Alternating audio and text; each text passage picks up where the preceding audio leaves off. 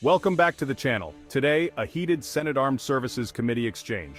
Senator Hawley grilled a nominee on the Afghanistan withdrawal. Let's dive in. It gets intense. Here's how it started. Senator Hawley questioned the Special Inspector General for Afghanistan Reconstruction, SIGAR. This office exposed failures and waste in Afghanistan. Hawley demanded SIGAR's independence from interference. Thank you, Mr. Chairman. Congratulations to all the nominees. Thank you for being here. Mr. Storch, let me start with you. The Special IG for Afghanistan, SIGAR, has provided invaluable reporting on Afghanistan reconstruction efforts and activities through audits, through inspections, through investigations, and in my view, an unyielding commitment to transparency. Now, that office, unfortunately, has not been well supported, I don't think, by this committee. In fact, various members have tried to shut it down multiple different times. Let me ask you this. In the aftermath of the botched withdrawal from Afghanistan, it is my view it's more important than ever that SIGAR be able to perform its duties in an independent manner, and I underline and emphasize independent, without interference. So do I have your commitment to ensure that SIGAR is able to continue doing its work free from interference from anybody, including your office, if you were confirmed? Senator Hawley, I'm not familiar with all the background you described, but I can tell you that I've spent my entire time in the IG community working with other IGs collaboratively to try to advance oversight. So whether that's with SIGAR or other IGs who might have interest in that very important space, I would anticipate working collaboratively as appropriate. The nominee gave a diplomatic, vague response about working collaboratively. But Hawley pressed for a direct yes or no. Would SIGAR remain independent? Finally, the witness admitted he wouldn't interfere, but Hawley still wasn't satisfied. Hawley shifted to the bigger picture, demanding the Inspector General fully investigate the Pentagon's role in the Afghanistan withdrawal. The nominee agreed to report to Congress, but avoided specifics. Hawley's frustration was clear. That's not quite the answer I'm looking for. I want a commitment from you that SIGAR will be able to do its work free from interference from your office if you're confirmed. I don't believe any IG should interfere with the work of another IG, and certainly if I'm confirmed, I'll make sure that doesn't happen. I would do everything I could to ensure that we're working collaboratively and cooperatively as appropriate. Okay, so that's a yes. You will not, if you're confirmed, you will not in any way interfere or undermine the independence of SIGAR, who does not report to you under current. I'm sorry. That's what I'm trying to get at, is they don't report to me, so I don't have any jurisdiction over them. Good. But I certainly You won't try to absorb them. You won't try to take away their. I'm not familiar with any issues like that, Senator, about jurisdiction. So my understanding is. Well, I'm not asking if you're familiar or not. I'm asking you what your intentions are, and what I would like to hear and would hope to hear. This should be an easy question.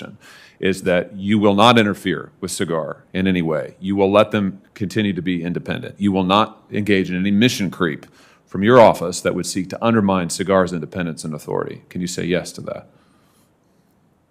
I certainly would not do anything, yes, that would interfere with the independence and operations of another IG. When you talk about mission creep, I just want to be completely clear. There are many times in the IG community are issues regarding who's going to work on what. Right? And so what I'm committing to you to do is that if there are such issues, I would work with the other IG, with my team and with their team, to determine what the right result is. So I'm not in a position to give you any more specific answer, but that's the way I've always worked in the IG community, and if I'm confirmed, it's the way I will work. Let me ask you this. Do I have your commitment to support this committee's efforts and others' efforts to fully investigate DOD's role in the disastrous Afghanistan withdrawal, including by, this is the important part, conducting your own investigation, sharing data, and any other relevant measures? Would you commit to working with us? So I would be pleased to work with the committee to identify any and all areas for appropriate oversight, and certainly will report robustly to the committee regarding the results of that. I can't, and I'm not in the position to identify particular areas at this time, but both in our role as the lead IG for OFS, and generally with jurisdiction over all programs and department operations of the department, we would examine any appropriate issues. This part really hit home. Hawley pointed out SIGAR raised alarms about Afghan forces, untrained, unprepared. Much was buried under overclassification. Hawley argued Americans were kept in the dark. He demanded a commitment to fight overclassification. If you find this breakdown helpful and want more explosive hearings, hit subscribe so you never miss key moments from Capitol Hill. Come back to SIGAR for a second. SIGAR has long reported that DOD has overclassified information regarding the Afghan forces' performance and other aspects of the Afghanistan reconstruction effort, including limiting SIGAR's ability to provide the American people with a full account because of this. Do you share SIGAR's concerns about overclassification related to the Afghanistan reconstruction effort? And now that effort has ended, would you support efforts to declassify as much of that information as possible? So I'm not familiar with specific concerns in that area. I will tell you as a general matter, I have worked very hard to promote transparency and to do everything I can to fight overclassification. I don't think things should be marked E for embarrassing or anything like that. As I said, we've gotten good support at NSA and our oversight work there. And if I'm confirmed, I'm going to keep working to promote transparency. So when it comes to SIGAR's specific concerns about overclassification over a period of years and decades, you're not familiar with that? You don't have a view on that?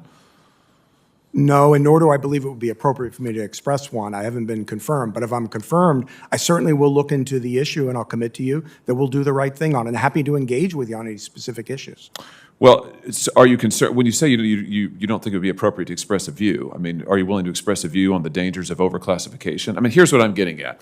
I've heard multiple members of this committee since the fall of Afghanistan say that it's unbelievable that we didn't know that the Afghan security forces were so badly prepared. I mean, who could have thought that they would have collapsed in the fashion they did? I tell you who could have thought it, SIGAR. Why? Because they issued report after report saying that the Afghan security forces weren't appropriately trained, that they weren't prepared, that the Pentagon was making it difficult for SIGAR to get any information, that DoD kept changing the metrics by which to assess the readiness of the Afghan security forces. SIGAR has warned for years that what would happen in Afghanistan is exactly what did happen. So I think it's important that that entity be able to get the information it needs and actually report to the American people. Because frankly, I think the American people were pretty much lied to for years by multiple administrations, unfortunately, multiple administrations of both parties, unfortunately. So I'm pretty concerned about this issue. As time ran out, Hawley warned that SIGAR's work mattered because Americans were misled about Afghanistan's stability. He insisted transparency is non-negotiable. The witness tried to assure transparency, but avoided firm promises on SIGAR's concerns.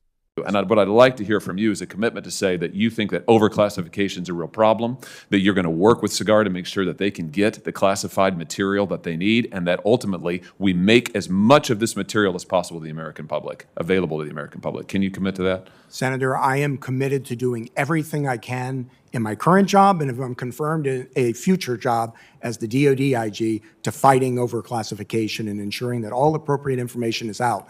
What I was trying to say respectfully is I don't have the information currently as the NSA IG regarding the nature of information at DoD IG or SIGAR. But what I can tell you is if I'm confirmed, I will do everything appropriate to fight overclassification and ensure that appropriate information is made public. My time's expired. I'll have some additional questions for the record for the rest of you. Thank you for being here. Thank you, Mr. Chairman. Here's the takeaway. Senator Hawley wasn't just asking routine questions, he was demanding accountability on a major foreign policy failure. The exchange showed how tough it is to get clear answers from officials. What do you think?